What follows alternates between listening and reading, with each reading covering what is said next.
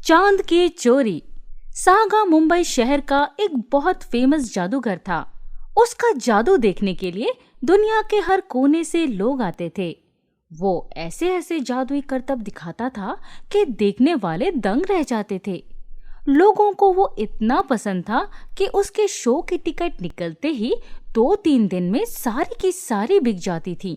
देश में ही नहीं, विदेशों में भी उसके शोज होते थे। उसका सबसे बड़ा और फेमस जादू था चांद की चोरी। इस जादू में वो चांद को ही गायब कर दिया करता था और हर कोई देखता रह जाता था। उसका दावा था कि चांद की चोरी कोई सम्मोहन वाली ट्रिक नहीं है, बल्कि वो सच में चांद को छोटा करके चोरी कर लेता है। लोग चांद को चोरी होते हुए देखने के लिए बड़ी से बड़ी कीमत भी देने को तैयार हो जाते थे। सागा बहुत अच्छा और नेक दिल भी था। वो गरीबों की बस्ती में भी साल में एक बार सिर्फ गरीबों के लिए छोटे मोटे शो करता था। उसने एक स्कूल भी बना रखा था जिसमें फ्री में गरीब और अनाथ बच्चों को पढ़ाया जाता था, और साल में एक बार सागा उन बच्चों के साथ पूरा एक दिन बिताता था। सागा अपनी कमाई का 50% गरीबों में दान कर देता था, क्योंकि सागा ने अपने जीवन में बहुत गरीबी देखी थी। वो मजदूरी करता था और उसे और उसकी माँ को अमीरों से मजदूरी के बदले पैसे कम और जिल्लत ज्यादा मिलती थी। लेकिन ये जादू की कला उसे कुदरत ने तोहफे में दी थी। उसे और भी निखार कर उसने अपनी किस्मत बदल ली थी। सागा कुछ गरीब बच्चों को जादू सिखाता भी था, लेकिन अपने किसी भी स्टूडेंट को उसने अपना सबसे बड़ा जादू चांद की चोरी नहीं सिखाया था, और ना ही उसके बारे में वो कभी बात भी करता था। उन्हीं बच्चों में एक ध्रुव नाम का लड़का भी था जो सागा को अपना भगवान मानता था। ध्रुव खुद को सागा के जैसे बनाना चाहता था।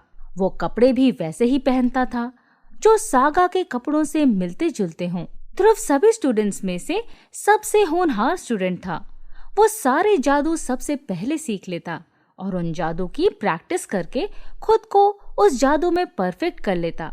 इसलिए सागा को भी वो बहुत पसंद था। सागा को लगता था कि ध्रुव को भी कुदरत ने जादू का तोहफा दिया है, इसलिए उसे हमेशा अपने साथ रखता था। सागा ने ध्रुव को सारे जादू के कारनामे सिखा दिए थे। अब ध्रुव उससे चांद की चोरी वाला जादू भी सीखना चाहता था। एक दिन उसने सागा के सामने वो जादू सीखने की इच्छा रखी, लेकिन सागा ने कहा, मेरे ऊपर कुदरत की मेहरबानी है। आज के बाद तो मुझसे चांद की चोरी सीखने की बात कभी मत करना। जितना मिला है उसी में खुश रहो। याद रखो कि मैं तुम्हारा गुरु हूँ। ध्रुव ने सागा के सामने सिर हिला दिया, लेकिन उसने सोच लिया था कि कैसे भी करके उसे चांद की चोरी करना सीखना ही है, और उसने सागा की जासूसी करनी शुरू कर दी।